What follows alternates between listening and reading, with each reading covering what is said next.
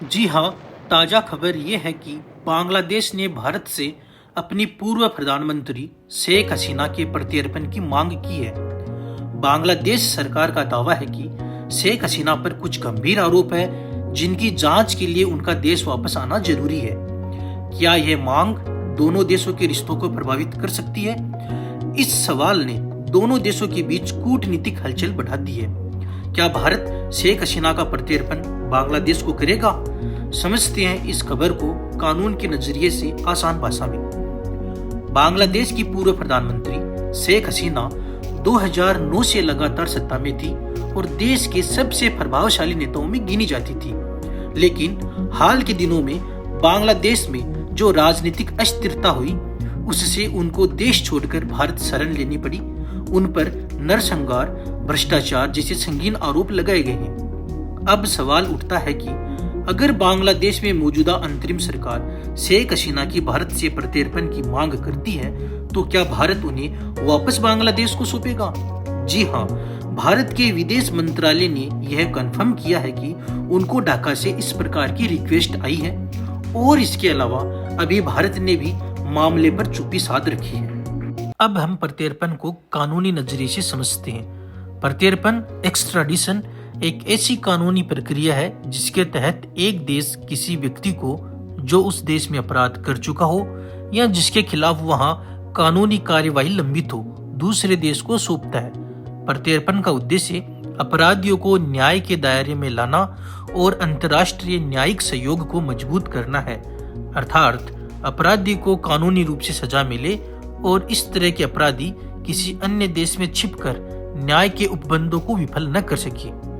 मुख्य तौर पर प्रत्यर्पण द्विपक्षीय संधियों पर आधारित होता है।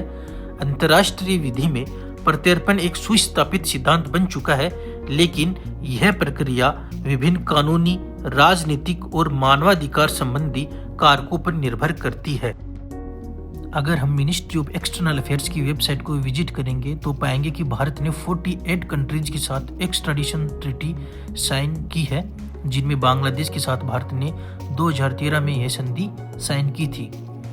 इस संधि का आर्टिकल 6 और 8 भारत के फेवर में है, जिसके तहत राजनीतिक अपराधियों या न्याय के हित में न हो तो प्रत्यर्पण नहीं होता है। साथ ही भारत में प्रत्यर्पण अधिनियम 1962 लागू है, जिसकी धारा 31 यह कहती है कि प्रत्यर्पण नहीं होगा अगर अपराध राजनीतिक प्रकृति का हो।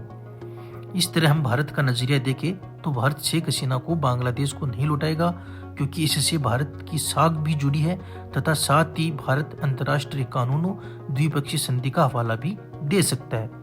भारत ने चुप्पी इसलिए साध रखी है कि बांग्लादेश के साथ भारत काफी लंबा बॉर्डर शेयर करता है और बांग्लादेश को इंडिया लॉक्ड कंट्री भी कहा जाता है। पूर्वोत्तर में भारत के सामरिक हित बांग्लादेश के साथ जुड़े हुए हैं, इसलिए भारत हर एक कदम सोच समझकर रहा है। और सही बताऊं तो बांग्लादेश भी शेख हसीना के प्रत्यर्पण को लेकर उतना चिंतित नहीं है। बस उसका मकसद अवाम का ध्यान भटकाना और भारत विरोधी रुख को हवा देना है। भारत और बांग्लादेश का रिश्ता ऐतिहासिक, सांस्कृतिक और आर्थिक रूप से बेहद मजबूत है।